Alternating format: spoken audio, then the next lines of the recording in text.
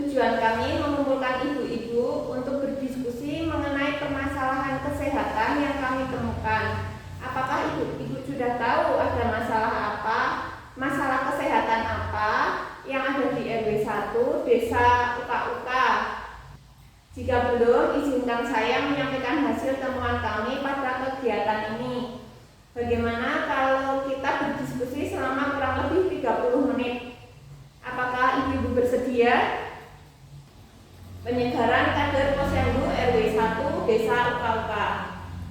Dari hasil temuan kami itu penduduk di RW 1 Desa Uka-Uka berdasarkan jenis kelamin itu laki-laki ada 32%, perempuan ada 68%, dan kategori usia untuk anak-anak ada 24%, remaja 21%, usia produktif 40%, lansia 15%. Data dari Puskesmas bulan Desember tahun 2022 itu ada 7 anak yang terjangkit diare. Berdasarkan survei yang telah kami lakukan, itu ada 70% anak tidak mencuci tangan sebelum makan, 67% kakak memasak dengan air sungai, 56% sampah warga dibuang di sungai, dan hanya 3 kader posyandu saja yang aktif ya ibu-ibu ya. Kita mengambil kesimpulan bahwa masalah yang ada di RW 1 Desa Uka-Uka adalah yang pertama, diare pada anak. Yang kedua, kurangnya perilaku hidup bersih dan sehat di masyarakat. Yang tiga, kurangnya kader yang aktif. Nah, apakah ibu-ibu yang di sini masih ingat bagaimana pencegahan diare? Bagaimana seandainya pada pertemuan ini saya kembali merefresh tentang cara pencegahan diare, yang tujuannya agar ibu-ibu dapat melakukan tindakan pencegahan agar anak yang menderita diare tidak semakin bertambah. Setuju? Baiklah, karena semua sepakat, langsung saja kita mulai. Pencegahan diare.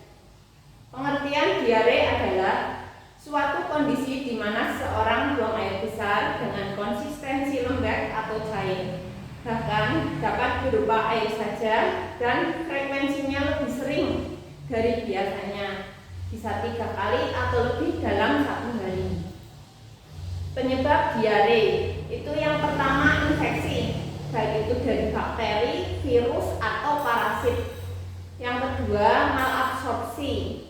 Ini merupakan sejumlah gangguan akibat usus halus yang tidak dapat menyerap nutrisi dan cairan terutama ke dalam aliran darah. Yang selanjutnya karena alergi dan keracunan. Tanda dan gejala diare yang pertama BAB cair atau lembek 3 kali atau lebih. Yang kedua mual dan muntah, munculnya darah atau lendir pada feses, lemas dan pusing, kesulitan menahan keinginan buang air besar, perut sakit atau bahkan kram, merasa haus terus-menerus atau dehidrasi dan demam.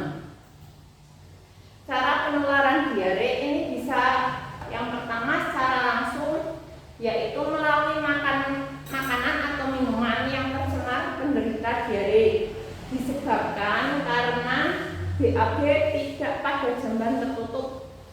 Yang kedua, secara tidak langsung, ini melalui air yang tercemar kuman, yang mana air tersebut dikonsumsi tanpa melalui proses perebusan atau dimasak terlebih dahulu. Untuk pencegahan diare, yang pertama pemberian ASI dan MPASI, mensterilisasi botol susu menggunakan air bersih, misalnya air sumur atau ledeng. Hindari menggunakan air sungai yang tercemar. Membuang sampah pada tempatnya, tidak membuang sampah di sungai agar sungai tidak tercemar. Memasak air sampai mendidih sebelum diminum. Mencuci tangan dengan sabun sebelum atau sesudah makan, sebelum menyiapkan makanan, dan sesudah BAB. Menjaga kebersihan makanan dan minuman menggunakan jamban yang sehat.